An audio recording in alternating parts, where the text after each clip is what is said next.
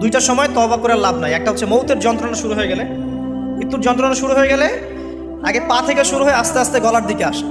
হাদিসে যেমনটা এসেছে, সূরা ওয়াকিয়ার মধ্যেও আছে যে পায়ের দিক থেকে যন্ত্রণা শুরু হয়ে আস্তে আস্তে আস্তে আস্তে এই গলার দিকে আসে, এবং আত্মাটা গলার এখানে যখন চলে আসে, এখান থেকে মালাকুল মউত আত্মাটাকে নিয়ে চলে যায়।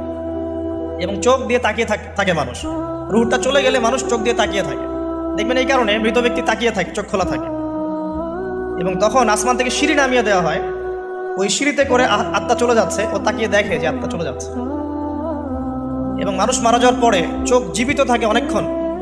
মেডিকেল সায়েন্স যারা পড়েছে